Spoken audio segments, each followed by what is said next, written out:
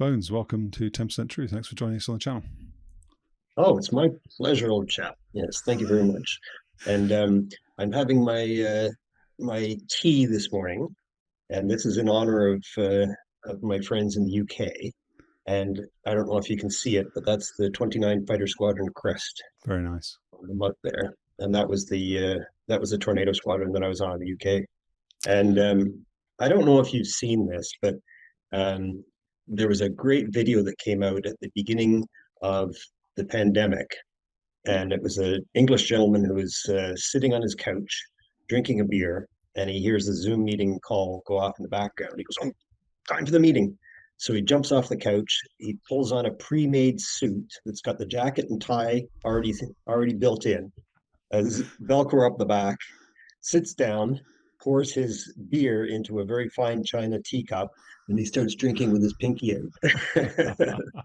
But this has actually got tea in it, so don't worry. That's real tea. Okay, we'll take your word for it. And I'm drinking my tea out of a cup with cats on it. So okay, I just want to do a contents check there, just make sure there's no foam on the top.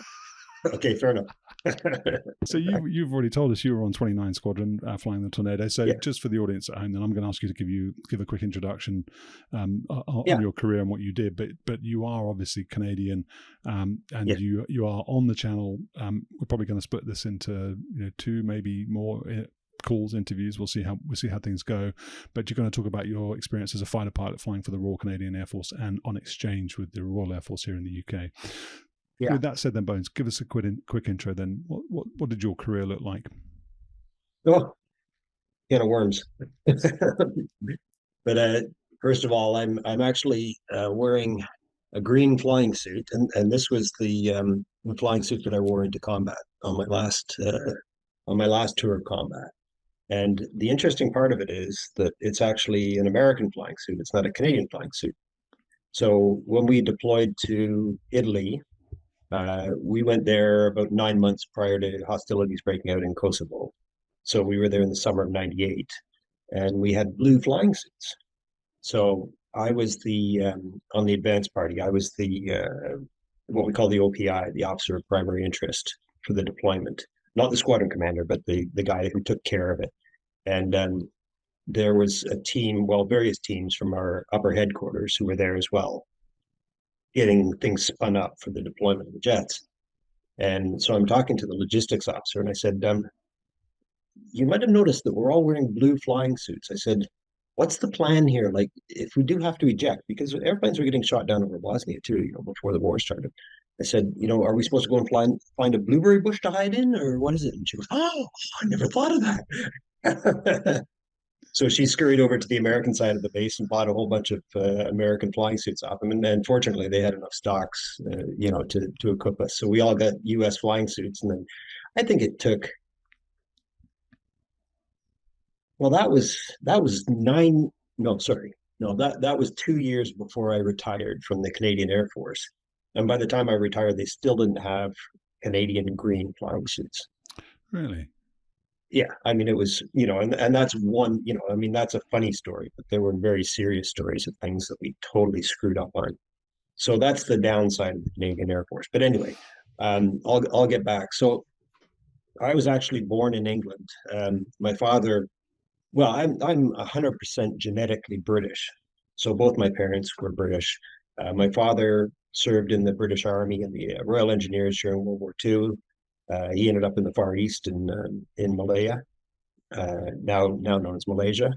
And when they demobbed him, I think it was 1946, they asked him where he wanted to go. So they said, do you want to go back to the UK where his mother was, or we can send you to any of the colonies. So he could have gone to New Zealand, Australia, South Africa, Canada. And his mother told him that it was very rough still in the UK in the post-war years. They still had rationing. There weren't enough jobs for all the people that were coming back. So he decided to go to Canada, even though he didn't really know anybody in Canada anymore. So he settled in Canada. And then in 1958, as part of his ongoing education, he went back to the UK to Ipswich in Suffolk for a technical course. And he had married my mother about 4 years prior. So they had me when I was in England. So I was actually born in England. I came back to Canada when I was a baby. I was 1 year old. So I grew up as a Canadian in Canada. I was always interested in airplanes, but it was never sort of my primary focus. I guess, like many people, I thought, well, I really don't have much of a chance of, making a career of it because I hadn't been through air cadets and I hadn't done any flying whatsoever, even gliders or whatever. So I thought, okay, well, there's no way I could do that. But I was a passionate skier, and I had gone skiing out in the west of Canada, and we took a day to go helicopter skiing. So I just thought this was unbelievable, that you could fly in a helicopter, lock yourself on the top of a mountain, and then go skiing down. So I thought, oh, I've got to do this. So that was the real motivator to get me into flying. So I I had been traveling in the UK. I think I was about 18 at the time. And because I had my UK citizenship, I actually applied for the RAF when I was in the UK. So I went through Biggin Hill, and that's where they used to do the aircrew selections in Biggin Hill. And I knew about that from, the famous Battle of Britain movie. So I thought that was pretty great. And so I went through the first day of the application procedure. And at the end of the first day, they either clear you off to go to the mess and drink beer with your buddies, or they ask you to come to the officer commanding's office. So I was in the office with about probably 6 or 7 other candidates waiting to be called into the OC's office. And we looked around, and 3/4 of us had beards. And we all sort of went, yeah, maybe we should have shaved the beard off before we came in here. So that was the bye-bye interview with the OC. But I went back to Canada, and then I applied for the Canadian Air Force, and I shaved my beard off this time. And the first day of the selection process, there's a lot of written tests, and you do this quasi simulator, which is, I think it was based on a 1950s Link simulator. It really was hokey stuff. But the written test, I sat down and I started laughing, and they were verbatim, word for word, the written test from the RAF, like every single word in the right order. And I think they had been the same since World War II. And I don't know if you're familiar with it's called the British Commonwealth Air Training Plan. So this is a big training plan to train, British and Commonwealth air crew, but in Canada, instead of being in a war environment. Yeah. So it was a huge process. So I think they probably just took the written exams from that, and now I'm doing it in 1980s. It was hilarious. So anyway, I managed to fool them, and they engaged me as a pilot.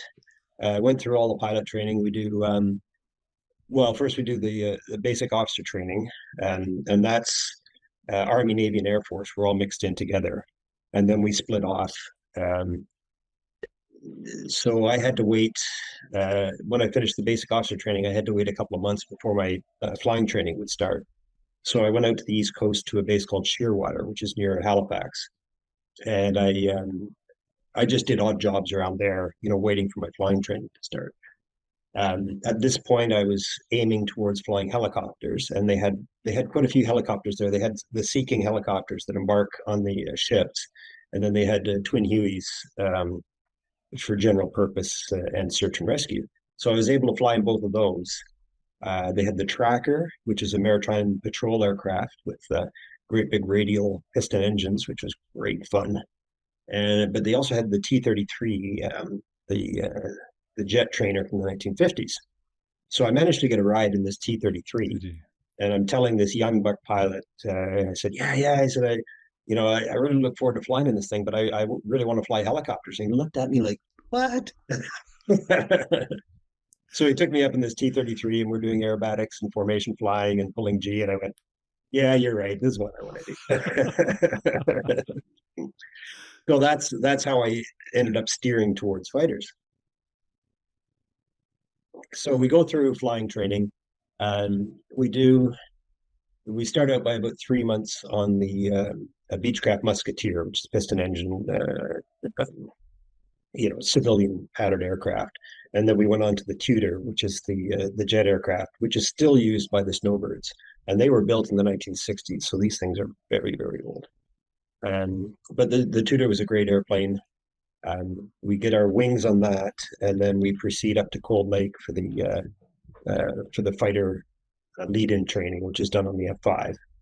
And from there, at the time, we had three different operational fighter aircraft back in the early 1980s, and that was the F-5, which was used operationally, the F-104, and the F-101, the Voodoo. So the 101 was used for air defense, the 104 was ground attack in Germany, and the F-5 was multi-purpose, primarily close air support for the Army. But by the time I got to the fighter lead-in training portion, the 104, I just missed the last 104 course by one course. So if I'd been there a course earlier, I could have gone on the 104, which is based in Baden in Germany. The Voodoo had already closed, and the F-18 had not opened up yet. So I knew I was going to fly the F-5. So I started on the F-5 in Bagotville in Quebec. And prior to that point, all our training had been done on the prairies, which is the flatlands in Canada. Bagotville is up in central Quebec. So it's about probably 500 kilometers north of Montreal. So it's still very much central. It's not considered northern Canada, but it's central. But the terrain is quite spectacular. They have beautiful mountains and fjords and lakes and stuff. So after spending 3 years in the prairies, it was a huge breath of fresh air to come into that region and to be able to fly there, because we did predominantly low-level flying. The other interesting thing about Bagotville is the women were absolutely beautiful. So I spent 2 years in Bagotville, but I met my future wife just before I had to leave. So we ended up getting married. Yeah, so and then the other thing about Bagotville was the drivers were terrible. So when I first got there, they said you'll either end up in a car crash or married at the end of your tour. And it's like, well, that's not great. That's not really what I had planned. But I guess it's better than a car crash. So I did my first tour on the F-5, and of course, your first operational aircraft is always going to have a special place in your heart. So, and I didn't know anything else, so I thought this thing is fantastic. We went all over the place. We weren't really under the eye of headquarters, so we had an enormous amount of flexibility on what we did and where we went and that kind of stuff, because the F-18s were already being implemented, so they'd sort of forgotten about the F-5, which is perfect. So our primary role was actually to support the Army. So the airplane was bought to be a close air support airplane to support the Army. And it was probably the worst airframe that you could possibly choose to do that role. It had no fuel. The wings were too small. It couldn't maneuver very well. Had no survivability. So it was a political decision to buy it. But it was a lot of fun. So we would roar around all over the place. We did a lot of air combat, even though, it wasn't a very capable aircraft at air combat. But I don't know. Did you get the picture that I sent you of the air refueling and the formation of the F-5s? Yeah, with the F-4s. Yeah. So if you could flash that up, I'll build a bit on that. But we also went to northern Norway, and this is in the height of the Cold War. In the mid 1980s. So we would deploy to an airfield called Andoya, which is above the Arctic Circle. I think it's probably about 67 degrees north, something like that. And we would fly out of there, and we would regularly see Soviet airplanes coming down the Norwegian coast. And we were usually there as part of a big NATO exercise. So, there were Army, Navy, air assets all over the place from various countries. And of course, well, there would be Russian fishing boats, but they would have 30 or 40 large antennae on these boats, so they were obviously spy boats. So you very much knew that you were close to the action there. And some of the exercises were fairly realistic, and this is when the doubt started creeping in and thinking, well, if we actually go to war with the Soviets, did they really expect me to do this in the F-5? And we didn't even have a radar warning receiver in that thing. Wow. So if you were lit up by a radar, you wouldn't even know. Well, I guess it's probably a good thing. You don't die tensed up, but it was just ridiculous. Yeah. And we had no navigation. The only navigation thing we had was the TACAN, but that doesn't work at low level. So it was purely, watching the map and flying off heading and timing and outdoor features. So preparing the maps was a huge ordeal. You had to glue strips of maps together so that you didn't, obscure your whole cockpit. And, you had to make sure the headings and the speeds and everything were correct. So it was usually about an hour to an hour and a half process before you went flying to get this all organized. And our squadron commander at the time, he was a great guy, rest in peace, unfortunately, but very funny, but and he could take a joke. So he starts doing his map, and then he gets called out to do squadron commander business. So one of the guys cuts a big chunk out of his map and substitutes a different piece of the coastline into his map. And he was leading the formation. So we're all sitting back there going, yeah, when's he going to figure it out, that he's lost? So we get back down, and in dry humor fashion, he goes, okay, who glued the coastline onto my map?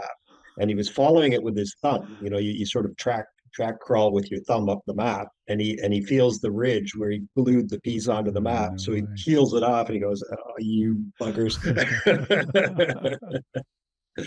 Yeah, so it was all good fun until they start shooting. Tell me a bit more about that before you sort of progress too far into your career. Tell me a little bit more about the process of getting fast jets. So I'm going to take you back sort of a couple of minutes to where you said you flew the T-33, then you decided you were going to go fast jet. You tracked fast jets, obviously. And there were 3 operational types, and sort of, 2 of them weren't really an option. So it was a foregone conclusion which one you go to. At that point in time, were you thinking about the Hornet? You said it was nice that the Air Force had kind of forgotten you while they were betting in the new Hornet. But were you thinking about that? Did you have your eyes set on it? Was flying fast jets more than you had expected it to be, better than you had expected it to be? Were there parts of it that were challenging? Were there parts of it you didn't particularly enjoy? Yes to all of those questions. Okay, there we go. We'll move on. Yeah, no, but I'll address it a little bit because that's an excellent perspective. So, the really interesting part was I think it was about 2 months before our graduation, our wings graduation off the tutor. They would announce which airplanes were available for our course. So they would say there was X number of Hercules, Y number of whatever, and they said there's 1 fighter slot, and I can't remember how many were left on my course, because we split off the helicopter guys earlier, and we also had Dutch pilots on our course as well. So I'm thinking from the Canadians, there was probably about a dozen left, and there was only going to be 1 fighter slot. And I knew that I wasn't, typically the top graduate of the course gets his choice, and then everyone else gets, whatever they can fit for you. So I thought, well, okay, I'm not gonna get the fighter slot because I wasn't the top guy. But as it turns out, the top guy didn't want to go fighters, so they gave it to me. So I got it by default, and I was the only pilot off my course that got onto the fighters. So it was very competitive to get onto the fighters. Now, what were your other issues? Were the parts of it that you didn't enjoy? Was it a challenge, or I guess the question I should ask was not a closed question, but how much of a challenge was it? Yeah. So, are you referring to the training part, or in general on fighters? Yeah, so the training part, to the point where you are flying the F-5, you were flying the tutor. Yeah. You described it as an old airplane. It's a bit like the T-37, isn't it? It's the Tweet, the Cessna T-37, similar design, and I don't know, they may even be related, but the Jet Provost. Yeah, so the Jet Provost, yeah. So, yes, beautiful airplane, that absolutely gorgeous lines. I'm saying that facetiously if you didn't. But anyway, yeah. So these are all, sort of straight wing, jet trainer aircraft. And then the F-5 was, it's actually an E category airplane. So the approach speed is so high on this thing that it's, I don't know if you're familiar with A, B, C, D, and E category airplanes. It's all based on the approach speed. So E is the highest, and I don't think there are any, other than the F-5, there's a couple of civilian Model 4s that are still flying, but they're probably the only E category airplanes left flying in the Western Hemisphere, and then of course the Russians had theirs. But so anyway, the F-5, it was a fairly straightforward airplane to fly, and it didn't have any systems in it, so it wasn't like you were distracted. So sorry to drift back and forth here. The F-18 was the opposite. The F-18 was extremely easy to fly under normal circumstances, but there were so many systems that needed to be operated by a single pilot. So we didn't have navigators. We ran the radar, the weapon systems, the communications, the whole 9 yards. So it was 180-degree switch. But the F-5 was a good lead-in for that because you had to be very careful what you were doing in the airplane, otherwise you could crash very quickly. And then the F-18, it led you into a false sense of security. So, it had another thing, it had auto trim and auto flaps. So if you weren't careful and you didn't have the power up enough, you could go from 300 knots to 100 knots without even realizing it. And you look outside and the nose is all jacked up in the air from the angle of attack, and you go, oh my God, what's going on here? Well, it's just, the flying characteristics are so benign in the F-18 that you could get yourself into trouble, with a false sense of security. So getting back to the F-5, when I was going through the F-5 transition course, which was almost a year, I guess. No, I guess it was about 9 months altogether. So it was fairly intense because they had to teach you to fly the F-5 and teach you how to be a fighter pilot at the same time. So during that time, we had an inordinate number of crashes in the fighter force, not just on the F-5, but also the 104 as well. And I'm starting to think, like, this is not good. Why are so many of these airplanes crashing with experienced pilots in them too? And there's, the primary reason was because of our low-level flying environment. It only takes 2 seconds if you're not paying attention and you're in the trees. So that was the primary reason for that, but it certainly got my attention. And there were 2 experienced instructors on the F-104. We still had the F-104 training squadron in Cold Lake because they weren't accepting new students to go on it, but they still had to recycle older guys.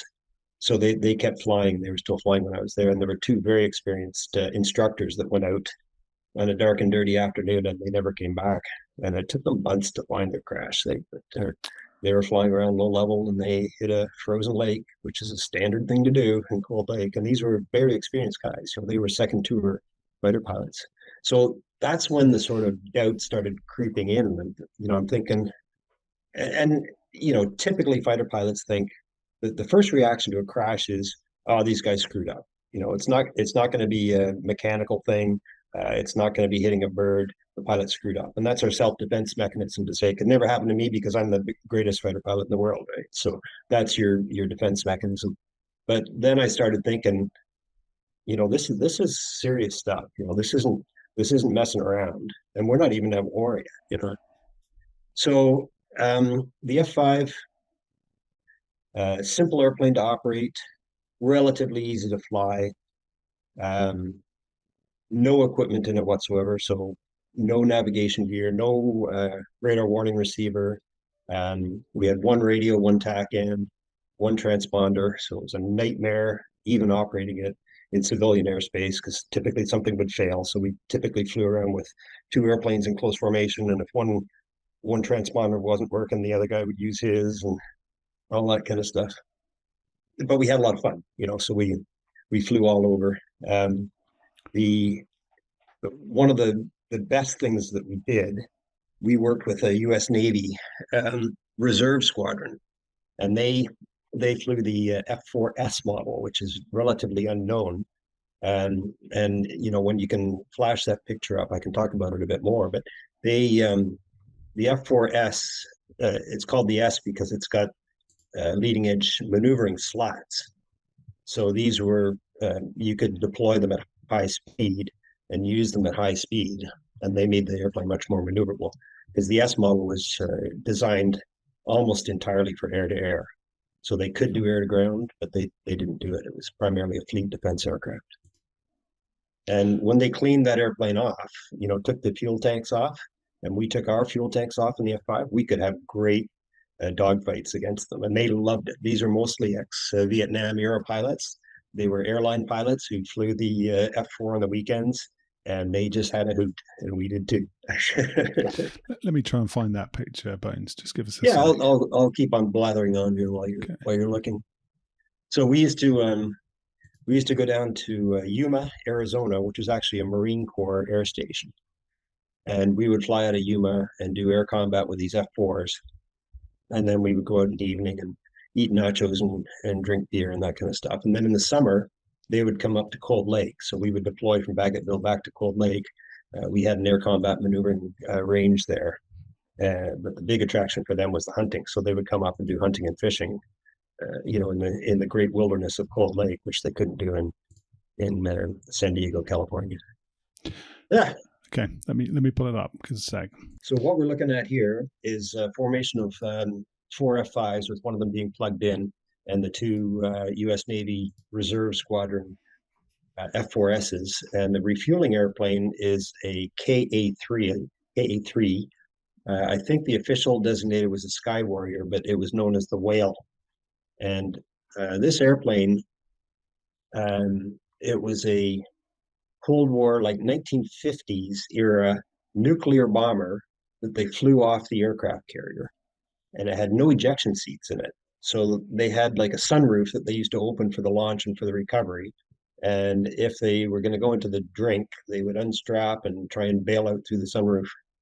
And I think they operated with a crew of 3, if not 4. So, to think that they flew that airplane, which is the size of a small airliner, first of all, off the carrier, and secondly, without ejection seats, is just unbelievable.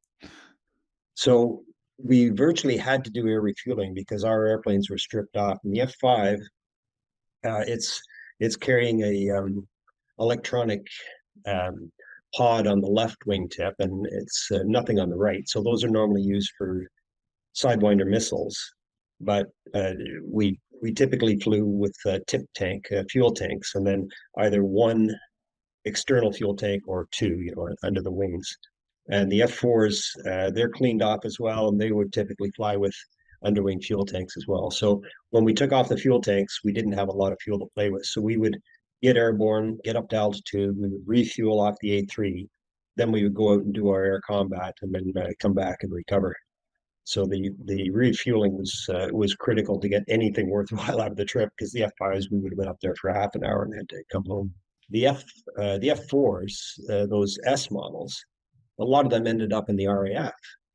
So after the Falklands War was finished, the RAF sent their F-4s down to the Falkland Islands for air defense, and they decided to backfill them with these U.S. Navy, U.S. Marine Corps F-4Ss.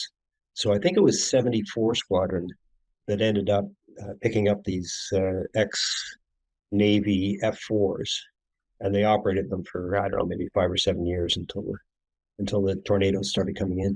Yeah, I didn't know that. I knew that they got the early ones they got with J models. I didn't know they got the S models as well. So yeah, it's a good bit of history. Yeah, and they were and the S might have been an unofficial designator. It was basically a J, but I think the difference was it had the maneuvering slats. So instead of leading edge slats for approach and landing, you could actually use them high speed and high G. Yeah. I believe that's true. They call that the soft wing, I think, don't they? They call it, there's the hard wing, which is and then the soft wing. Yeah.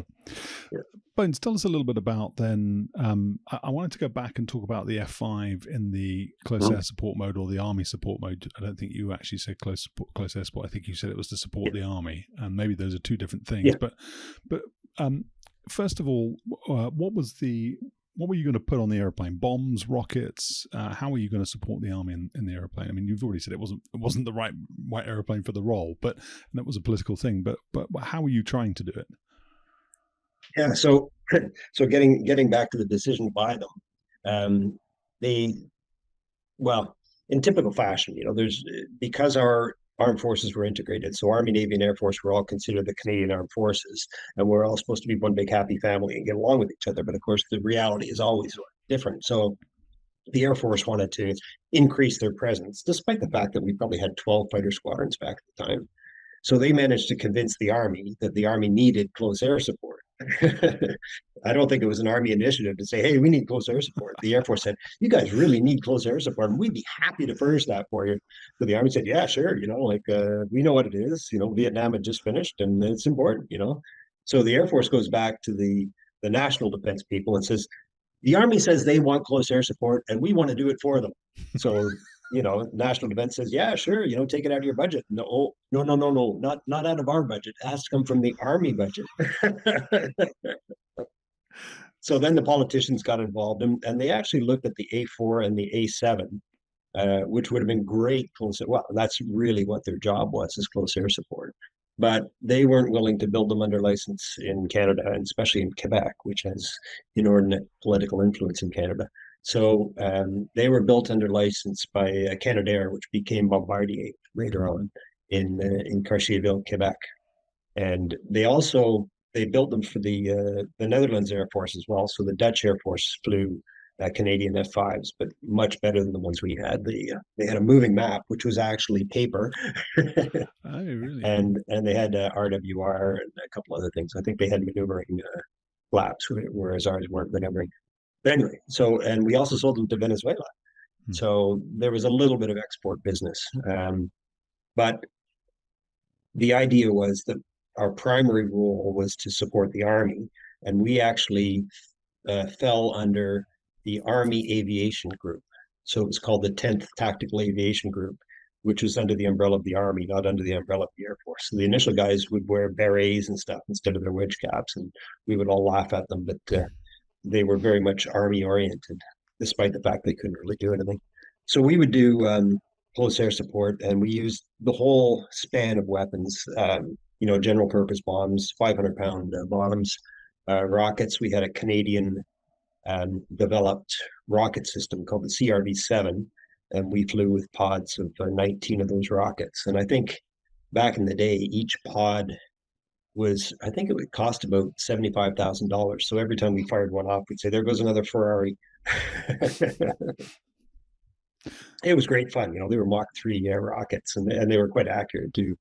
And we also dropped napalm, and that was a real surprise to me. So we had a firearms demonstration at the local Army base, and they said, okay, you guys are going to go in and drop napalm, and there's going to be a Chinese delegation as spectators. And I thought, well, we wouldn't really employ napalm in combat.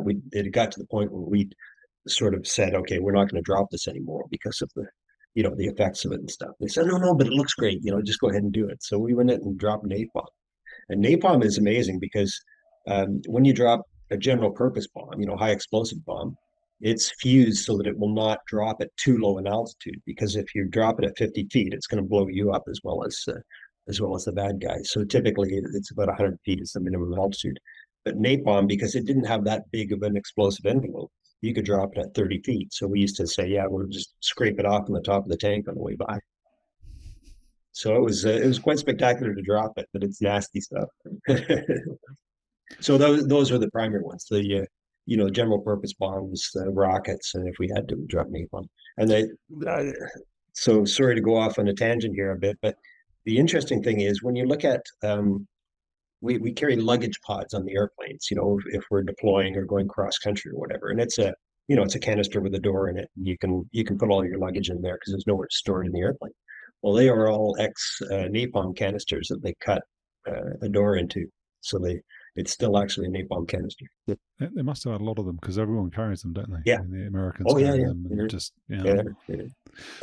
What was the scenario, Bones, then, in the air-to-ground side of things? Were you training for a scenario where the Soviets were coming over the polar ice cap, or were you training to deploy to West Germany to support a Cold War scenario there? Yeah, no. So our primary role for NATO support was in northern Norway. So that was our sandbox where we were going to operate from. We didn't anticipate a over the pole landing of Soviet troops. So the air defense guys, the Voodoos at the time, they were responsible for the air defense, from the Soviet bombers, but we didn't anticipate a land invasion. You know, and I mean, if they had invaded the Arctic, you just leave them there for a month and they'd all be dead. So it's a very, very hostile environment up there, you know, unless you're fully supported. So, and you know, the Soviets are used to working in the Arctic as well, so they knew very well that there was no hope of a land invasion here. So that wasn't our job with the F-5. It was to go to northern Norway and to support the army wherever they were. Can I ask you what that then in practical terms, what that looks like then? Because I don't think I've interviewed a lot of people about the sort of close air support mission in temperate climates, maybe in desert climates. So I don't think I've ever talked to anybody about it in sort of cold or Arctic type climates, where there's a lot of snow on the ground. There are lots of trees where I guess an army force can hide. What did it mean in practical terms then? Were you flying along? Trying to strike things that, or were you expecting to be striking things out in the open? Were you expecting to strike things that had been, in revetments or were hiding in forests? Yeah. What were the practical expectations behind what that mission meant? Yeah, so I'll just go a quick definition of close air support, and it is the key issue is close. So this is typically comes when an army unit is sort of pinned down, they don't have enough artillery support, and they run the risk of being overrun by superior enemy forces. So they'll call for close air support, and they will steer us on to the targets that they feel are threatening most. So back in the day, that would be based on visual observation on their part. You know, now we have satellite and you know, all kinds of other reconnaissance assets. But back then, it was purely visual. And they would, as we're running in on the target, we would have a map of the area. They wouldn't tell us the coordinates of the target, but they would give us a talk onto the target. So they would say, reference the large lake, and we would say contact. And they'd say, okay, southeast corner of the lake, peninsula of land, contact. Okay, southern end of that peninsula, two groups of trees, one on the east, one on the left. You know, one on the east, one on the west, and you'd say contact, or you'd say, you know, no joy, and they try and describe something else. So they're doing this as you're running into the target at low level. And then when you feel that you've got the picture in your head, based on what you're looking at on the map, you go, okay, I think it's probably in this area. Then you would pop up and they would call visual on you to say that they're seeing you.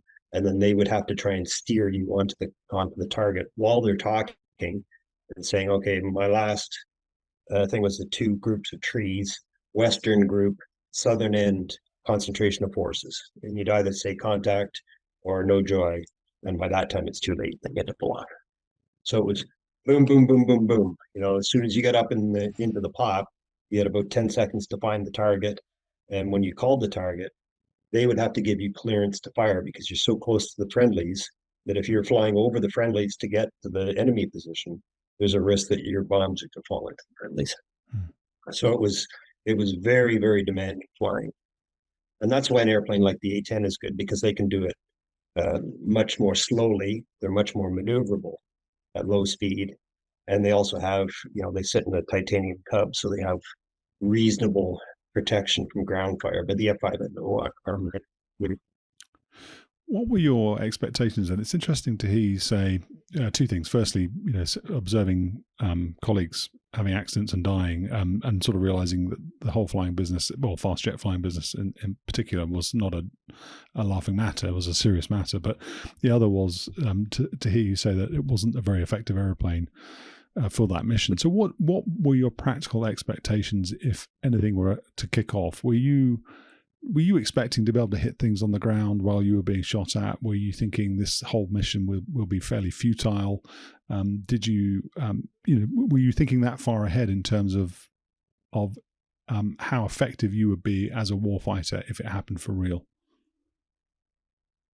Well, that's a very, I can only give you a very complex answer to that question. So we knew that A, that we would not be very survivable, and B, that if we did survive, we wouldn't be very effective. But, you know, it goes back to World War II. I mean, lots of guys knew that by storming that machine gun nest, their chances of survival were not very good, but that's what they had to do. Right? So, and we did feel for the Army guys. I mean, if they're being pinned down by artillery fire and they got nowhere to go, then, you know, our chances are probably better than theirs are. to attack the artillery that's pounding them. So you just got to do what you got to do. And that's, that's not about heroism or any of that kind of stuff. That's about, if we really are planning to survive this war, I don't give a damn about what the country's ideology is. I want to protect my brothers in arms that are on the ground because, like I said, our chances in the air are better than their chances on the ground. They got nowhere to go. We can always, if we start getting shot at and we can see the tracer fire, we can always turn around and get out of there. But they're stuck. Yeah.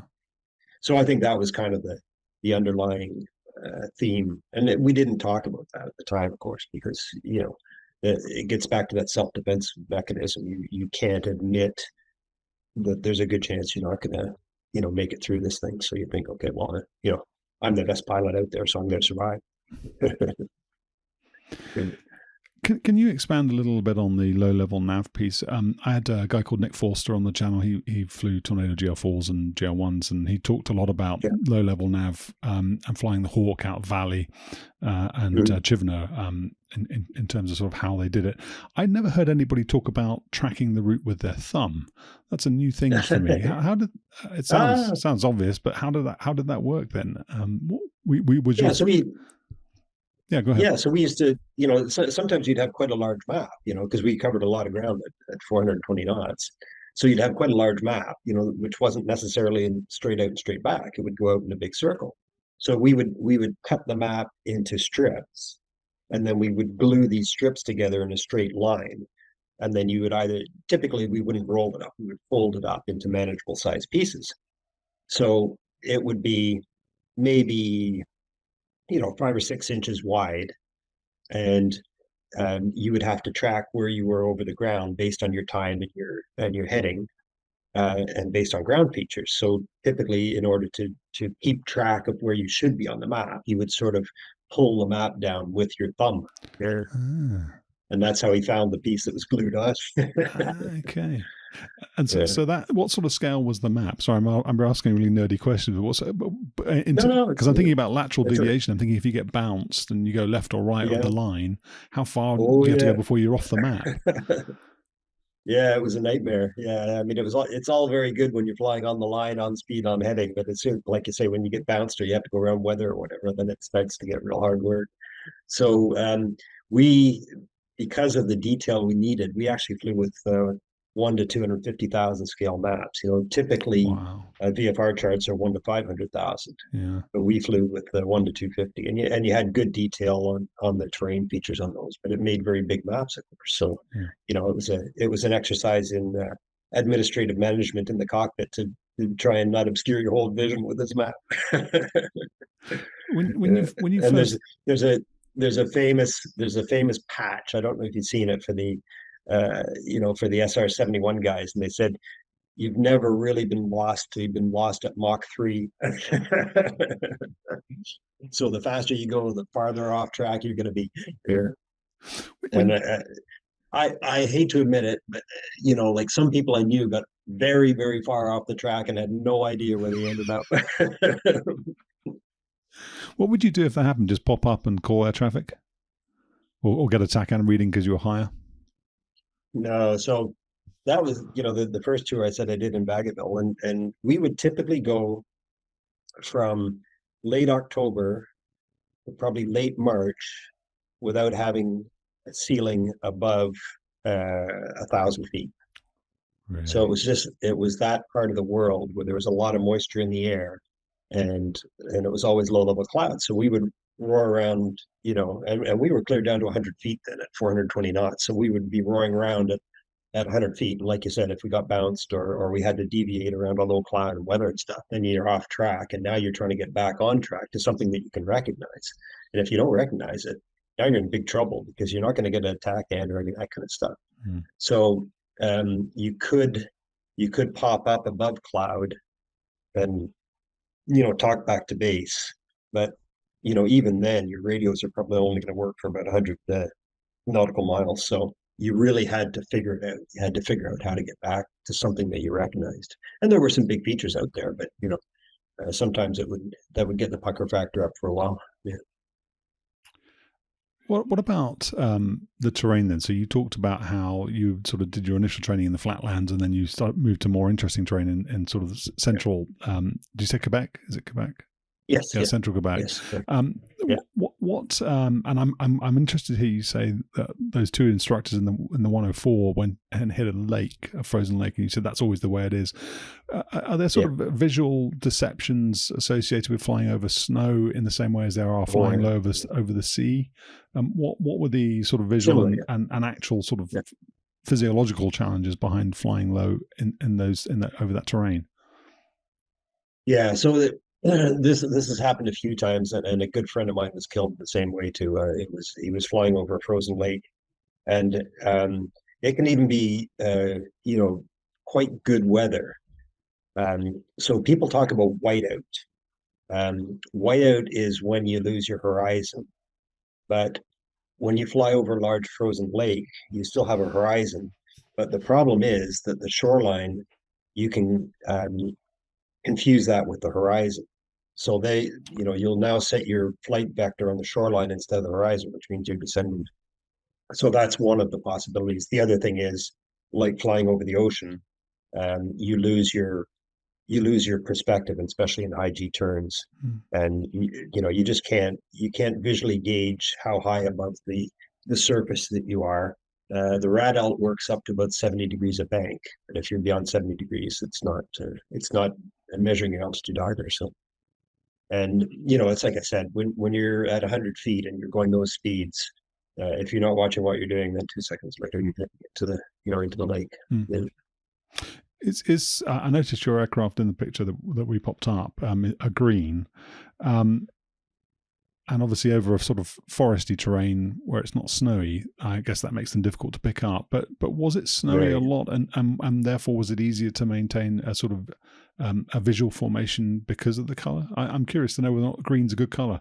With the RAF, for example, when they went to Norway, when they had green painted aeroplanes, they would paint them green and white. They would put this sort of temporary whitewash type thing on them, wouldn't they? And I'm sort of curious to know whether or not you did the same, and the effectiveness of the camouflage scheme that you had on those F5s. Yeah, and I'll tell you a great story in a couple of minutes here. But so there's no perfect camouflage, and the general consensus, as you can see now, in all air forces, is a neutral gray. So you're absolutely right. If you're flying over a frozen lake or frozen terrain in a dark green airplane, then you're going to stick out like dog's bollocks.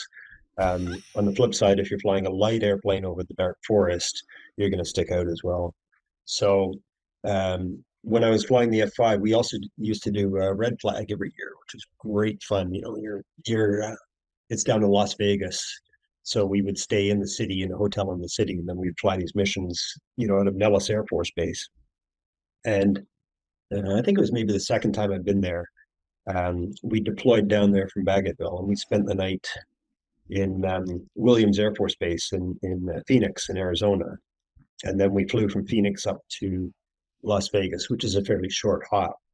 So the guy that was leading our Formation 04, he'd been on exchange down in the States at Williams, so he knew the terrain. And he goes, okay, he says, we're going to fly up the Grand Canyon, but he says you cannot go below the lip of the canyon. He said it's huge, it's not a safety issue, but it's highly monitored, and they've had a couple of mid-air collisions in there, so do not do that, whatever you do. So we go, okay, yeah, that makes sense.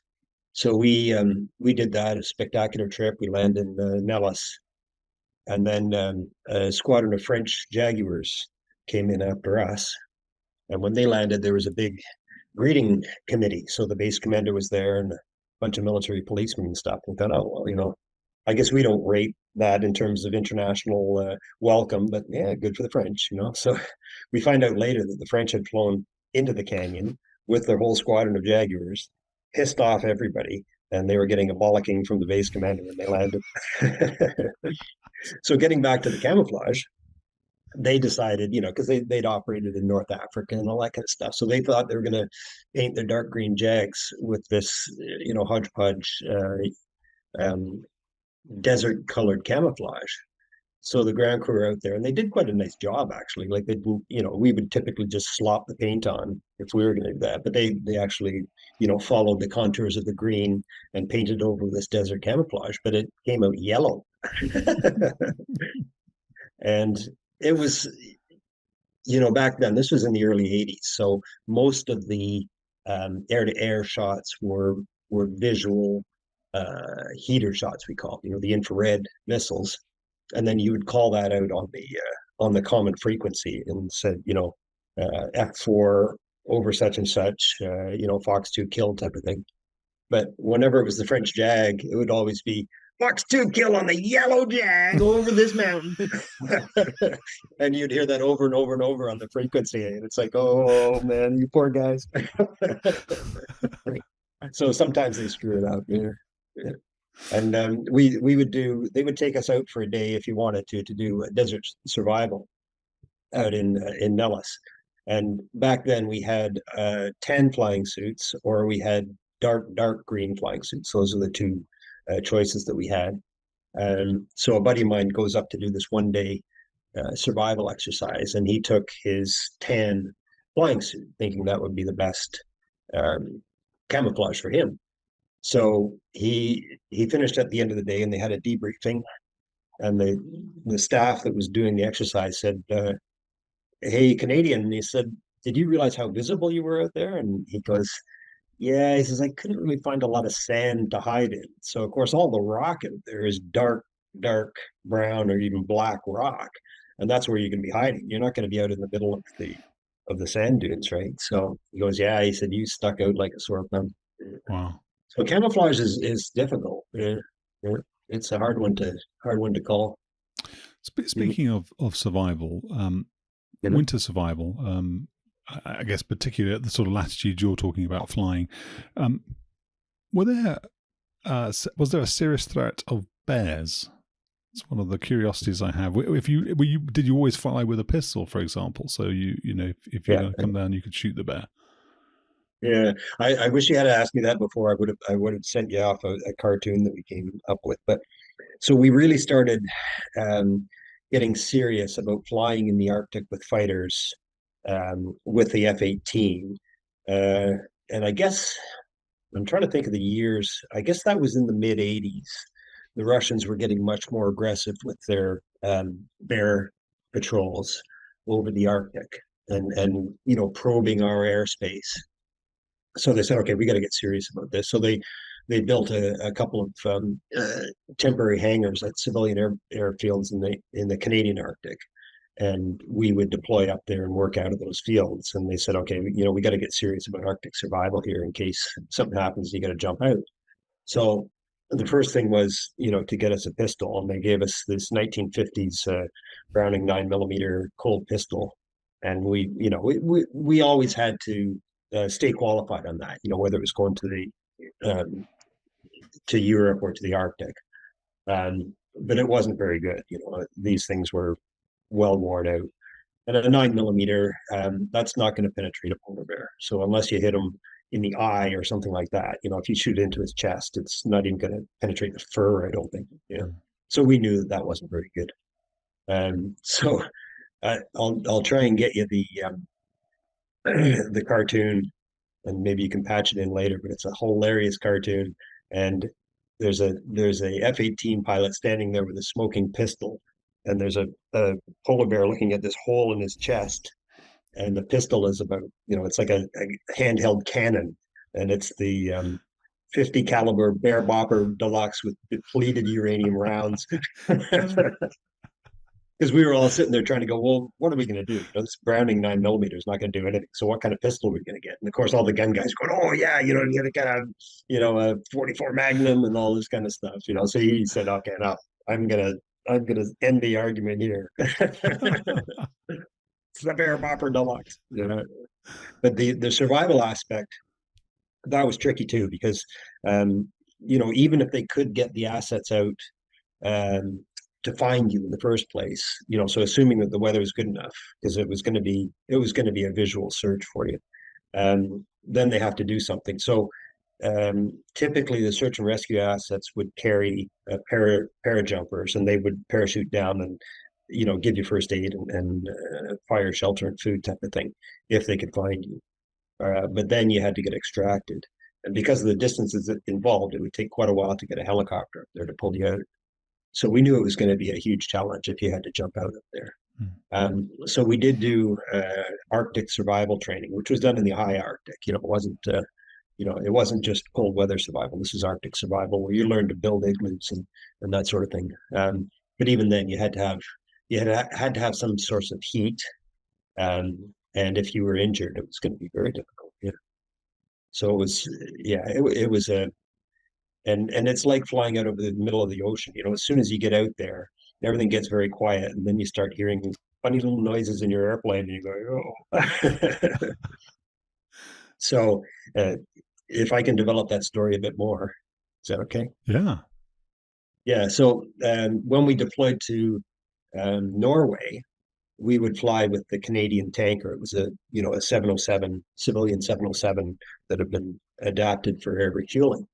And they would take 4 F-5s across at a time, and they would fly back and then bring the next 4 over. So on one of the deployments, a good friend of mine, a guy named P.I. Weatherall, he was just pulling off the hose on the tanker, and one of his engines compressor stalled. And of course, that caused yaw, and then the other one compressor stalled. And get back to the ridiculous F-5, there was no auxiliary power, there was no ram air turbine. When you lost the engines, you lost all your AC power, and there were no DC powered systems other than a tiny little compass, a tiny little AI, and you had guard frequency on the radio. So he's going down through cloud with no engines, no instruments. He can't even talk to anybody. And he's going, if I eject, I'm definitely dead, because he's out over the North Atlantic Ocean. So I think he got down to about 10,000 feet, and he managed to get both engines fired up again. And he's climbing out, and his attitude indicator is tumbling, and he's going up through cloud, and he finally gets on top of cloud. He's 70 nautical miles behind the tanker at this point. Wow. So they finally doubled back and found them. And luckily, the tanker had its own TACAN station built into the airplane, so it could actually find you, based on the TACAN. So they were able to get paired back up, and he got his fuel and made it to Iceland. But yeah, it's just crazy, crazy stuff. Good. Yeah, that doesn't sound like fun.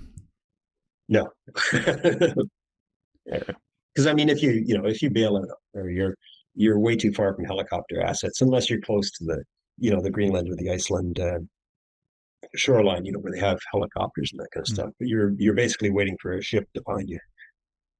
Yeah. Do you? I guess you don't really sort of dwell on any of this sort of stuff. The dangers that are ever present and that you potentially have to face on every sortie you fly. But what sort of coping mechanism, or what sort of defensive mechanism do you develop then to make sure you don't end up dwelling on those things, that they don't constantly come back to your mind? Is there some discipline behind it, or is it just down to your personality? No, it's discipline. So we're taught that we're all the best pilot in the Air Force, and we could never make a mistake that would cause an accident. So yeah, that's facetious, obviously, but it was a slowly developed thing, I think, and you get these realizations. Like when I was going through the F-5 training, I think we had about 5 crashes while I was going through the training, like fatal accidents. Really? And that's when you start thinking, well, what is it? Like, could they have all been that bad a pilot, or none of them were mechanical failures. So you just have to rationalize it, basically. Yeah. And I think you get the gist of what I'm saying, but I'll tell you another interesting story. So just after I got onto the F-18, my best friend in the Air Force, he was a bit younger than I was.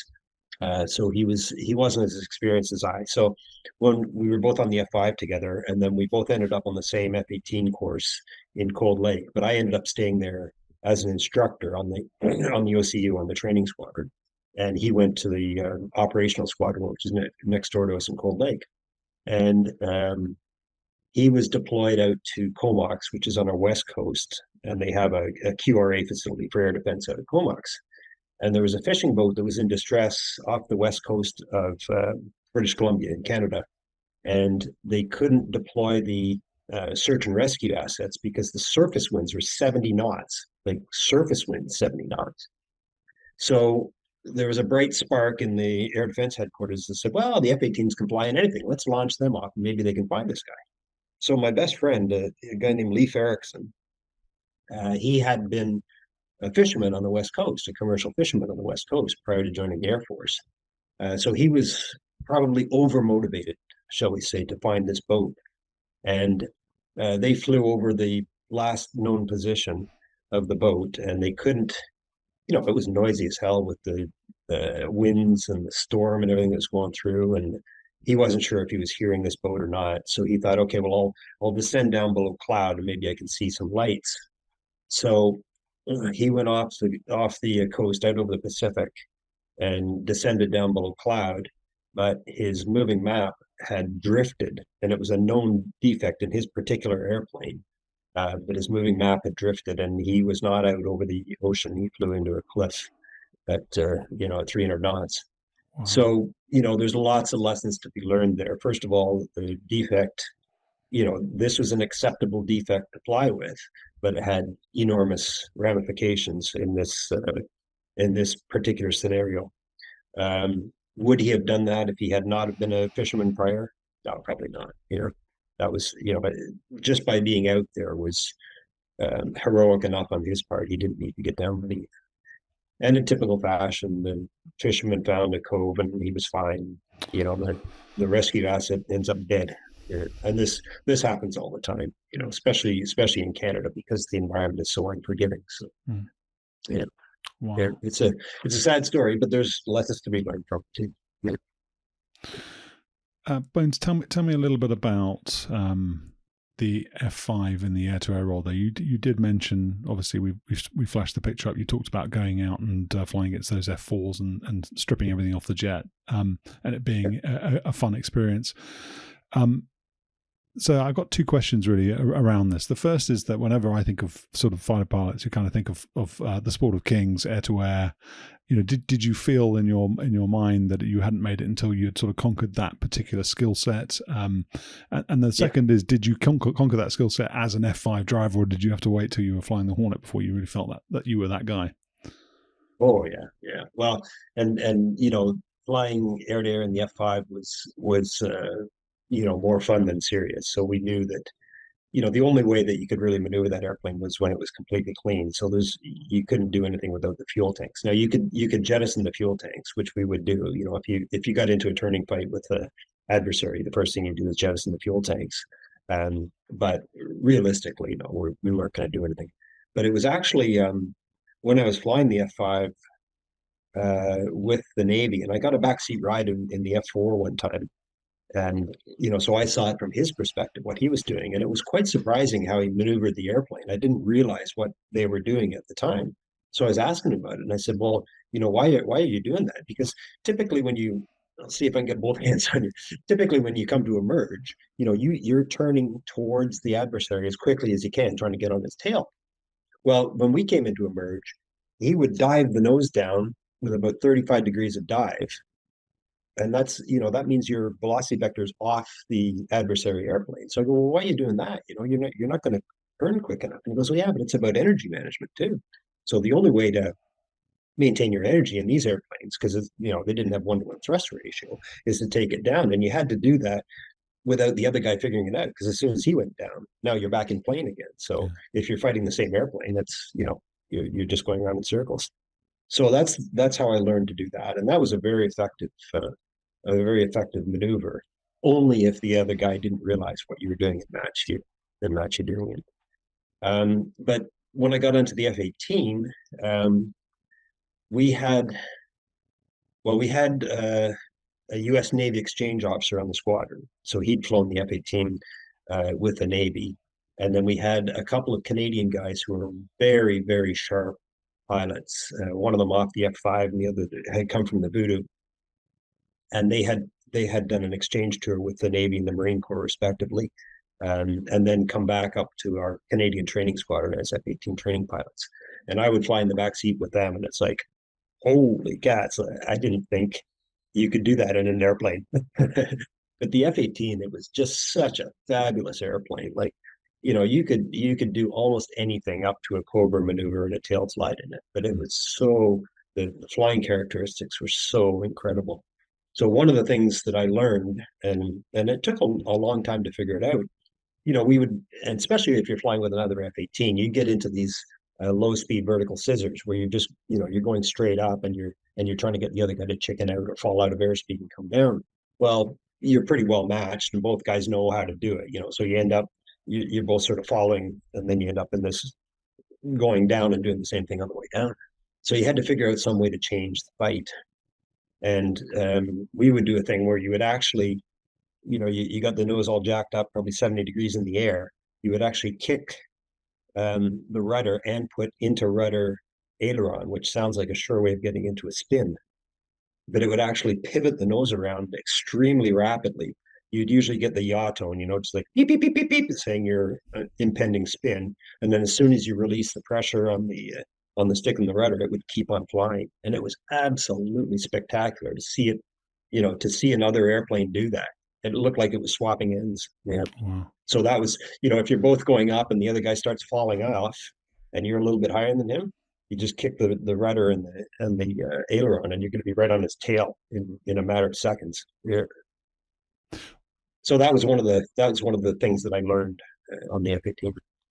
Tell us a little bit about when you got to the Hornet, or how you concluded your time on the F-5, because I think did you say you did 2 tours on the F-5? No, I did a long tour, so it was almost 5 years on the F-5, okay. And it, I was, I was trying to get on the F-18 while I was on the F-5, because I'd had a backseat ride on the F-18 fairly soon after we got it. So I realized there was a huge, capability gap between the two airplanes. So I really wanted to fly the Hornet. So I was pushing to get a Hornet tour from the F-5, but in an operational squadron. They're not on the training squadron. And then a good friend of mine from our squadron, he ended up on the Tornado GR1, the bomber. But he went from an F-5 operational pilot to a Tornado instructor pilot. So he was on the OCU for the Tornado. And I kept in touch with him. And he said, hey, I'm having a great time. But he said, it's really, really challenging here, learning the new airplane and being an instructor on it without ever having done anything like that, the terrain following radar and all that sort of thing. So I knew that would have been a huge challenge. And then when I got onto the Hornet, a good friend of mine ended up on the exchange tour on the Tornado F3, and I knew him very well. So we kept in touch. And he said, like the Tornado's got some significant limitations, but he said it's actually a great airplane. And he ended up in the first Gulf War on the F3. They were down in Saudi, I think they were based out of Saudi. Yeah. So he was telling me about that, and he said, he says, sure, I'd like to have an F-18, but he said it's got very good RWR, it had better RWR than the F-18 had. And it's, it's a reasonably survivable aircraft and all that kind of stuff. So he wasn't averse to going into combat with the Tornado. So that gave me a better feeling. And then I ended up being selected for the Tornado F3 as well. Tell us then about that transition to the Hornet from the F-5. You've already described the fact that there are multiple systems. It's a proper platform for employing weapons from, rather than the F-5 being at the opposite end of that spectrum. Did you, again, I'm trying not to ask too many leading questions, but did you end up feeling like you were back at the bottom of the heap again, because now you're having to work out how to run a radar, how to employ radar guided missiles? You've got all of these things. What was the experience like? Yeah, so that's a great question, because first of all, the airplane, the F-18 was a long developmental process, so it started out as the Northrop YF-17, and then when they decided the Navy wanted to buy it, they had to make it carrier capable. So that's when McDonnell Douglas got involved. And then when they designed the airplane, they designed it to replace the F-4, but with a single crew. So it was going to be single pilot, multi-role. So they, and I read a great book many years ago about the development of the F-18, and every single thing that they did was just so well thought out. Like even how they integrated the Vulcan cannon in the nose, how they worked the radar around it. The big thing about the F-18 was the HOTAS, the hands-on throttle and stick. So when you're pulling anything above 5G, I think it's virtually impossible to raise your hand and push a button on the instrument panel. You just don't have enough strength to do that. So they knew that they had to put this on the throttle and stick. So you've probably seen the F-18. Well, you had a ride in it. Yeah. So, there's like a mouse on the throttle and then a cursor on the stick, and then all of the different weapons buttons and selection buttons. So you can go into battle without, pressing anything on the instrument display. So it really is optimized for single pilot operations here. So getting back to your question, when I'm coming from the F-5 with virtually nothing and going on to the F-18, the big advantage was that, I was quite comfortable flying at low altitude. So then I could divert more of my attention to running the systems and flying formation, because you also have to keep track of your other airplanes with you too, right? So it's, that in itself is very demanding. But because I'd had so much flying, I had over 1,000 hours on the F-5, Did you? Mostly at low level. So then, you build up a certain comfort flying at lower level, and how much time you can divert to other tasks. It really is, a time management thing. How long can I afford to look down at the map and not look up at the mountain that I'm approaching? So, Yeah. So, but there's no mountains in Cold Lake, so that wasn't a big issue. But what I'm getting at. It's a time management thing. So the basic flying skills made operating the airplane significantly easier, and the airplane was easy to operate, but it was very, very complex.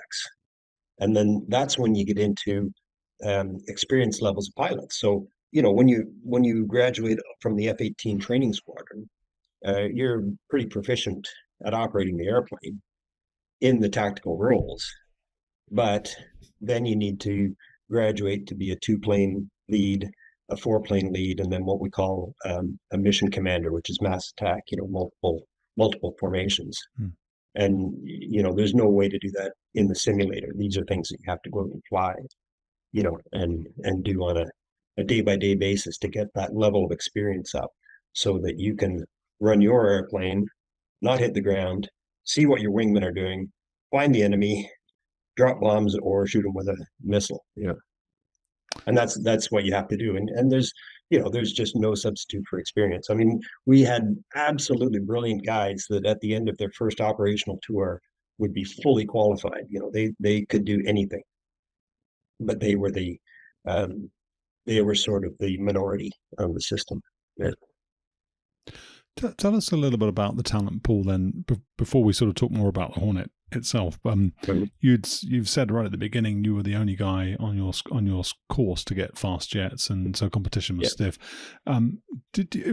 Small air forces tend to have sometimes a bit of an inferiority complex, don't they? I mean, you'll hear some air forces saying they might not have the best equipment, but they've got the best pilots, or they can do low level better than anybody else.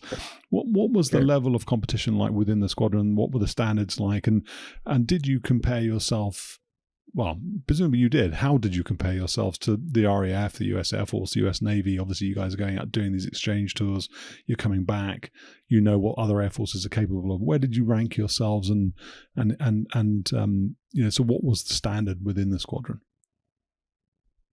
Yeah, so I'll start with the squadron. Every time you go flying, there's a significant amount of preparation before you go flying, but then there's also a significant debriefing.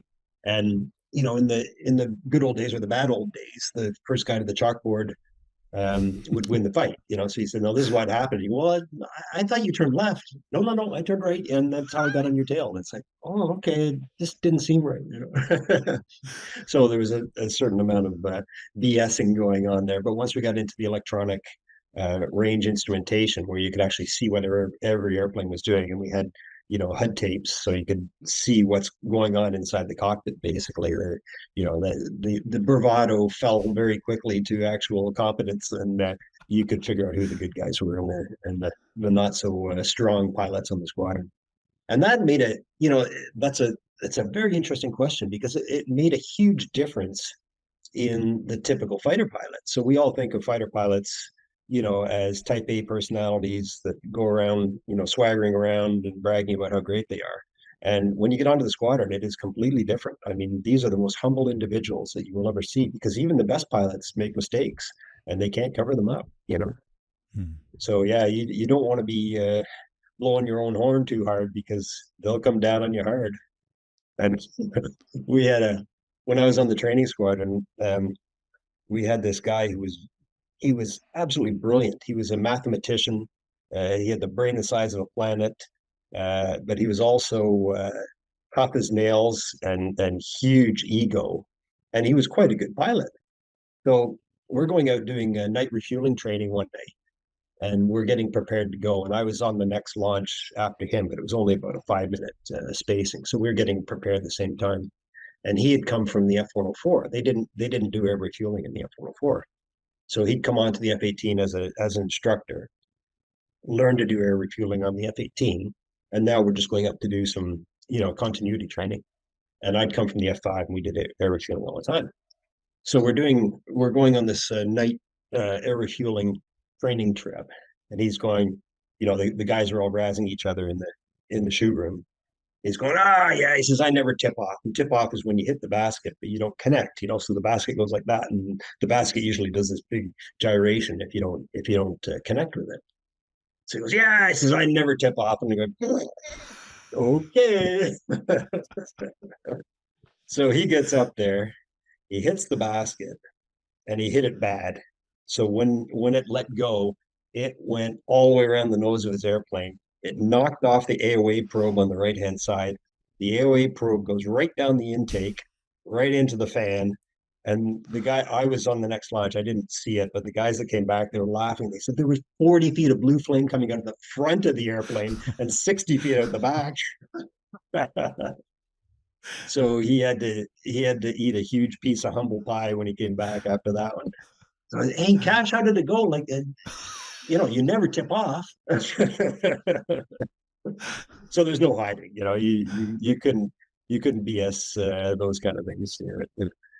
So then getting back to international things, and that's a great question that I often get asked. And there's this misperception that exercises like Red Flag, Maple Flag, and even courses like Top Gun are competitive. And for the fighter weapons course, there is a bit of competitiveness in there because if you're the top graduate, you get an honor.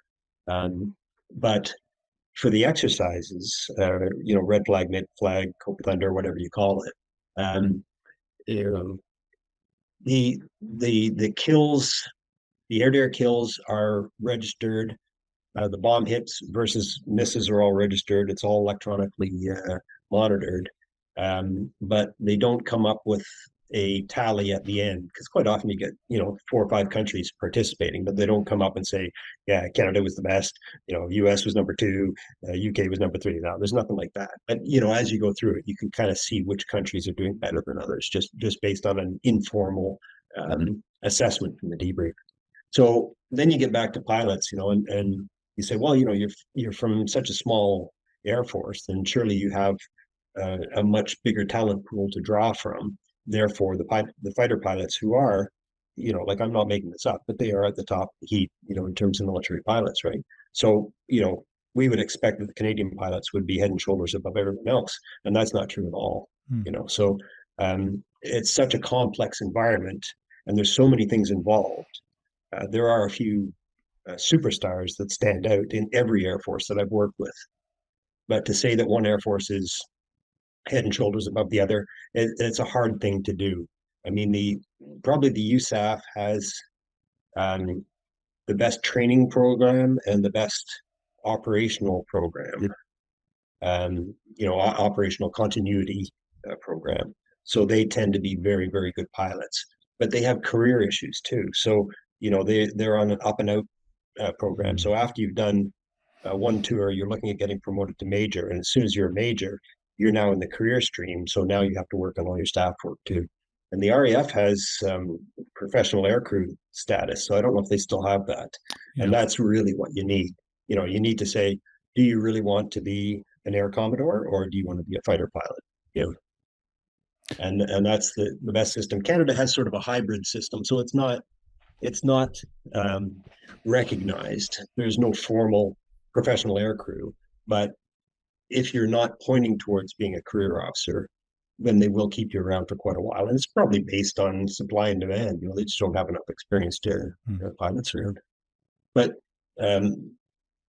that's a great segue. So when I left the Air Force, in July of 2000, and I joined Air Canada. And Air Canada had a probation period when you first come to the airline. And at the end of that period, you have to write this 3-hour exam. So I had managed to get very good intel on what the questions were on the exam. I'm not saying I'm cheating. I just said I had very good intel. So I sat down and I'm going, So after an hour of this 3-hour program, I'd finished. So I thought, I can't really leave right now. I was the only guy in the exam room, but I thought I can't leave right now because it would be kind of obvious, So I'm thinking, okay, well, I'm going to go and get a coffee at least, and I'll just sit back here. And I didn't have a cell phone or anything with me, so I was just looking at the window. So I walked down the hallway in the ground school building, and all of the staff were gathered into one of the debriefing rooms watching the TV. And I thought, what the heck is going on? So I look up and I see this airliner fly into a building in New York. I said, what's going on? And they said, well, this airliner just crashed into the World Trade Center. And while I was sitting there, the second one hit the second building.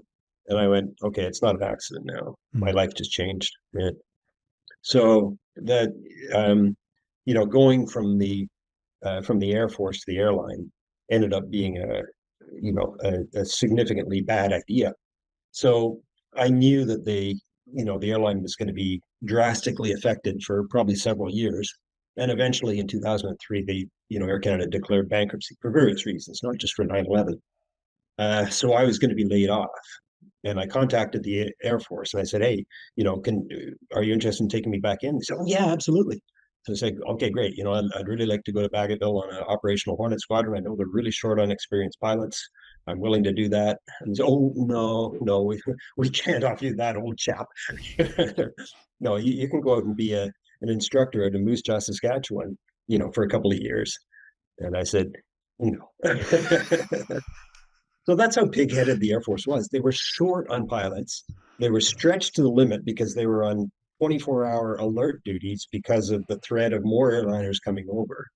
And they were too pig-headed to take me back in as an experienced F-18 pilot. It was just, I thought, oh, you idiots, Wow. I don't know who's making these decisions, but they're anyway. But I eventually, after 9 years at Air Canada, things settled down, and I eventually ended up getting hired as a pilot on the Alpha Jet, and then we got to fly in support of the Army and Navy and in the Air Force as well. And that was our primary job, really, was to do air combat training support with the F-18s.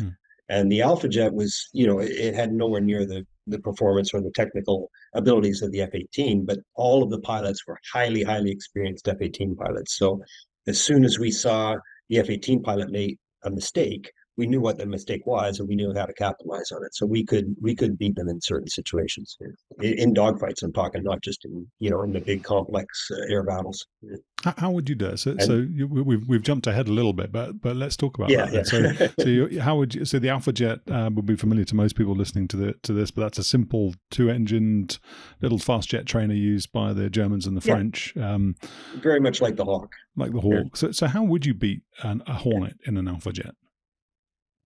Well, it's like I said, you would see a mistake that they made. So if they got too slow, if they got too greedy and they tried to square the turn and they didn't get on your tail, then we would actually loosen off and get some airspeed back, and then we could actually out-turn them because they were below their corner speed. So I don't know if you're familiar with the term corner speed. Yeah.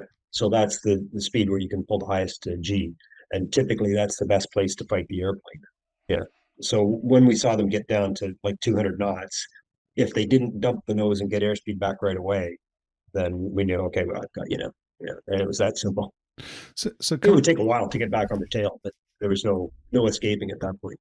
Let me just ask you about that then. So one of the things that people say about the Hornet, because it doesn't have an AOA limiter, is that it can threaten with nose pointing. It's got great nose authority, so you can effectively sort of sit it on its tail and still sort of move the nose around and point at people. Correct. If you're in your little Alpha jet and he's only doing 200 knots, isn't that what he's going to do? Then he's just going to use the angle of attack capability that he has to just keep the nose pointed at you and just maybe get a tracking gunshot or a snapshot, something like that. Is that not how it works? No. So this starts out when you're sort of across the circle, and our noses are nowhere near each other. And then he does a big bite, but it's not enough. Okay. So he hasn't got his nose on you. He can't put a weapon on you. And then as you come around, you realize that he's not accelerating again. So then we just manage our airspeed and eventually we'll end up on their tail. Yeah. Okay. This idea that you can just, point your nose everywhere. The F-22 can virtually do that, and now of course with the new missiles with the huge off-foresight capability, they can basically just look at you and launch a missile if you're within range. It doesn't matter where your nose is. But back in this day, you had to be within parameters to shoot the missile. It didn't have to be on the guy's tail. You even get your nose on him for a head-on aim-9 shot. But the trick is not to get into the, as the adversary to stay out of a position where he can get his nose on you within range to fire a shot. Yeah. So it's not this sort of silver bullet, the nose pointing ability. It's something that still has to be selectively used and carefully managed, and you're not just going to go to that every time because it's correct. Okay. Yeah. So here's another funny one. I don't know if you've ever heard the expression with respect to the Harrier about vipping. Have you ever heard that? Yeah, it's vectoring in forward flight. Yeah. So there's this great myth that if you came into a fight and you got fairly slow and somebody was coming on the Harrier's tail, that he would just pull the nozzles and viff away from you and then drop back into your six, a bit like the first Top Gun. Yeah. Well, we used to fight the Harrier even in the Tornado, which is not a particularly maneuverable airplane. And you go, oh, there he goes, he's vipping. Sorry, old chap, and you just go around the circle and then you gun him. And these are the Sea Harriers. They were the guys that, that was their primary role, was air to air. It wasn't the bomber Harrier guys. So it's like, oh no, that's not going to work, old chap. Sorry. Such wonderful irreverence. Tell us about DACT against other types then. I mean, I just had on the channel a good friend of mine who flew the Eagle, and he talked a lot about how he'd fight the Tomcat or how he'd fight the F-16, and he talked about the F-16 being able to develop 30 degrees of nose of angles on him at each merge, and he said at the second merge, if he wasn't doing that well, he would bug out, he would leave the fight. How would you fight an F-16? How would you fight an F-15 in the Hornet? What sort of approach would you take to both of those types? Yeah, so what the Eagle guy was getting at was the thrust to weight ratio. So the maneuverability of the two airplanes was quite close, as was the F-18. The F-18 was probably the lowest in terms of thrust to weight ratio and the highest in terms of maneuverability out of the three. But it gets back to the Alpha Jet fighting the F-18. So you had to really use that high angle attack capability very, very selectively. And the other thing we used to talk about is, you could be out doing this 1v1 dogfight, with the MiG-29 or whatever, and you're beating them and you're just about getting into position to shoot them. Well, what about all his buddies out there? When you're there in full afterburner at 70 knots, that's called being a flare. So anybody could launch a heat-seeking missile at you, and you got no maneuverability at that point. So we love to talk about this, high AOA maneuvering and all that kind of stuff, but it's really used as a last-ditch maneuver where you have no choice. This is a knife fight in a phone booth, and it's either you or him. But it's the last thing you want to do if you have any other options. So getting back to your question, the F-14 is out of there. It's a bit like the Tornado. So it was designed as a fleet air defense interceptor, not a maneuvering fighter. Now, the later generations with the big GE engines, they were much, much better. But it's out of the picture. So the F-16, because it had this enormous thrust to weight ratio, it was the King Kong really of air combat. But the F-18 was close enough that we could force him into a high angle of attack regime, and they were limited to 25 degrees angle of attack. So it was hilarious. If you take it up into a vertical scissors, and they were accelerating like crazy because they had better thrust to weight. You go, okay, I'm just waiting, and then all of a sudden you'd see the nose falling off of the F-16, and you'd come up on the radio and they'd say, I see you're bowing to the superior aircraft, and you just pivot the nose on and get them. And they knew that, and they go, oh no, he's gonna do it again. But if you were in a classic two-circle fight, a high energy fight, they would just march around the circle on you and shoot you with a heater. Yeah. And the same thing with the F-15 too. So the F-15 didn't have the AOA limit, but they didn't like to fly it at high AOA, and it wasn't as maneuverable as the F-18. So we could beat them too in a slow fight. But really, the advantage of the F-18 was the high AOA capability. Yeah. Can you describe a little what it's like to fly the F-18 then in those regimes? You already talked about how you could go from 300 knots to 100 knots and not realize it. I'm asking layered questions, but it obviously has a full authority digital fly-by-wire control system. What does that mean to you as the pilot? What sort of cues is the aeroplane giving you that it's in different states of AOA? What's it like?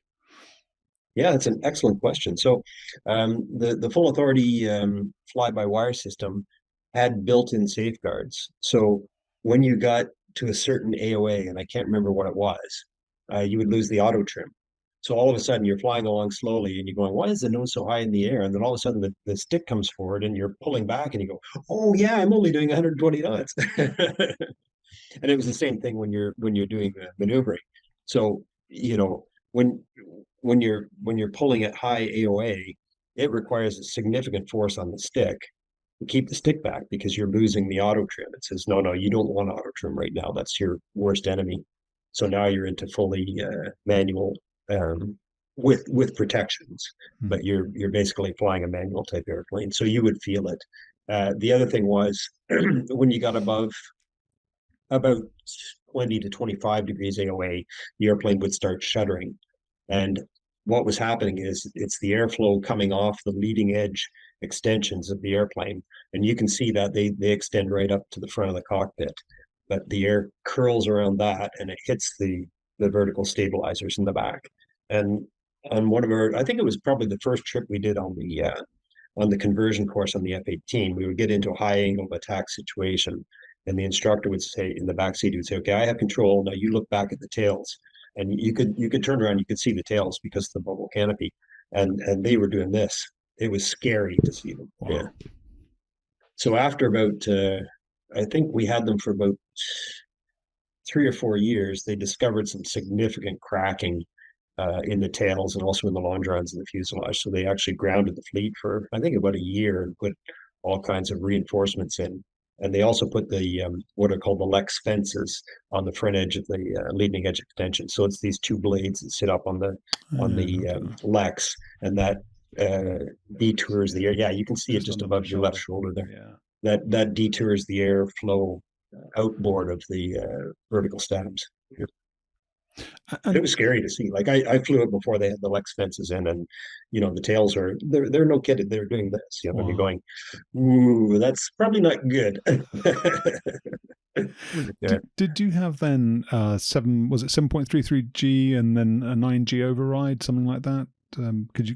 Yeah. So that's a great segue. So the airplane was limited to 7.5G. And I think the initial models didn't have, either didn't have the G limiter or they didn't have the override to it. I guess they didn't have the G limiter. No, I think they had the G limiter right from the beginning. Maybe they didn't have the override. So we had the paddle switch on the front of the stick, and you could override the 7.5G limit because normally, unless you really snatched on it quickly, it wouldn't go above 7.5G. And another it's another unfortunate story, and he was a friend of mine as well. He was on the course on the first F-18 operational squadron course. So this was the first course that they'd put through to generate an operational squadron. They were going to be an air defense squadron in Canada. So they're out doing the intercept practices with the F-18 against the T-33, which was acting as a target. And it was a cloudy day. I don't know what the ceiling was, maybe 2,000 feet. So the T-33 was operating beneath the cloud, and the F-18 profile was to come slicing down through the cloud onto the tail of the T-33.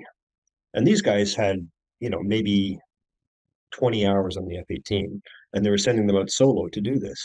So the warning flag should have been going off all over the place that this is probably not the best way to do this. So he sliced down through the cloud. The T-33 pilot was looking for him over his shoulder because he knew that he was coming down, and he watched him hit the ground. So they had a pretty good idea what happened. Well, I don't know if it was before or after, but within a space of probably 30 minutes, another solo pilot had done the same thing. And I think he pulled 11.5 G and missed the ground.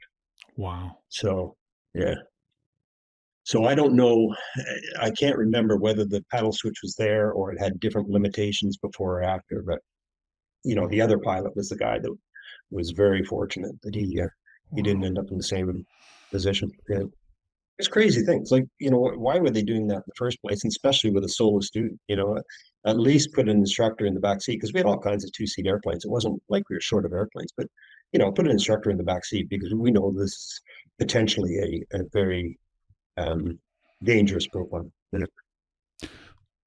It raises in my mind a question about how you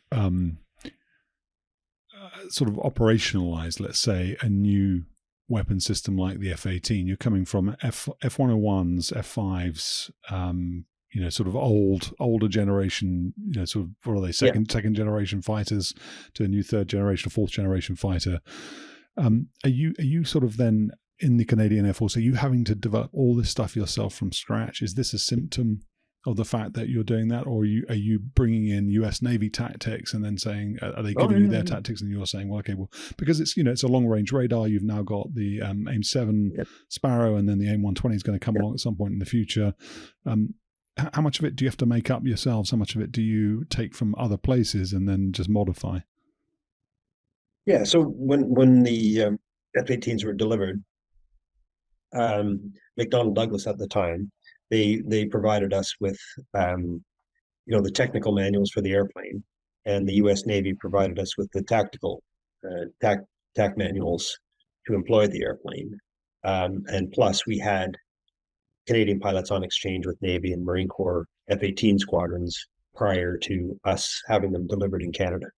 So we had and the initial cadre of instructors on the training squadron, they had been going down to the States to Navy bases, flying the simulators and all that kind of stuff, and coordinating with them. So we, that's the great thing about NATO and NORAD. We do have a very good relationship with our allies, and they're willing to share, huge amounts of information with us because we're allies, right? So they want to see us succeed just as well. So we had a very good start, but now you're integrating the Voodoo pilots. So this is in the instructor cadre. You're integrating the Voodoo pilots, the F-104 pilots. So on one hand, you got air defense, who do a little bit of air combat, but no bombing. On the other side, you've got bomber-only pilots who've never really done any air-to-air work. And then you got the F-5 pilots who do everything but nothing well. The jack of all trades. And then you've got a couple of guys who are coming off the Hornet down in the States, and they're going, no, guys, you can't do it this way. Like I know how that you're interpreting what the Navy is saying, but that's not how it works, And here's a classic example. I mean, the F-18, the one that we have is the Navy version, right? It's the carrier capable. It's not the YF-17, which was the, what do they call it? The Cobra or something, which is the land version. So, Canada gets the F-18, they go, okay, well, let's, the flight controls are integrated with the landing system. So the flight control laws change once you get the weight on wheel switches. They go, okay, we have to do carrier landings on airfields, so we make sure the weight on wheel switch is activated. So the flight control laws change.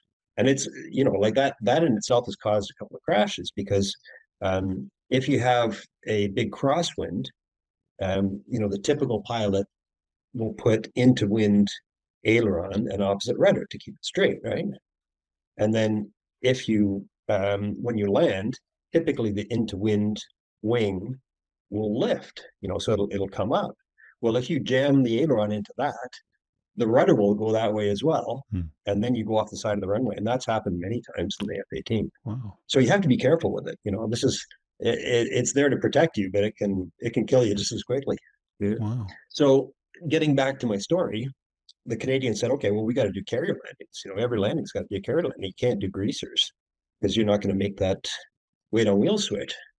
So we had a U.S. Navy exchange pilot who come off the, off the Navy Hornet, and he's now an instructor with us on the F-18. And he goes, why do you guys slam the airplane into the runway all the time? And we go, well, you have to get the weight on wheel switches. He goes, no. So when you land the airplane, the throttles are stopped at flight idle instead of ground idle. And then as soon as you make the weight on wheel switch, you can pull the throttles back to ground idle. So he goes, just keep your hands on the throttle, do the lightest landing that you can possibly imagine, and then see if the ground stops come off. And the F-18 actually had a G meter for measuring the landing G. And that was so that, if you really slammed it on the carrier, they could decide whether they needed to inspect the airplane or just send it back up flying. And I don't know what the G limit was. So we used to have competitions to see who could get the lowest G on landing. And it would the recording would stay up for the next pilot. So you go in and you go to the data page, you go, oh, damn, he got a 0.1. So go with a 0.5 or 0.05, Yeah, but most of the guys wouldn't believe that. They were still doing carrier landings, 20 years later, and it causes a huge problem. We had a couple of runway excursions because guys would, they would do these carrier landings, especially in big crosswinds, and the airplane would get extremely unstable because it has these big floaty landing gear, and all the flight controls that are trying to figure out what you really want to do as to what they want to do to protect the airplane, and they would depart the runway. And I watched one of them. I was right behind him, and it was spectacular. He went off into the grass at 140 knots. It was like, my God. Did he punch out? So, no. He stayed with the airplane. Wow. Yeah, and the first thing it's boldface. It says, if you depart the runway in an uncontrolled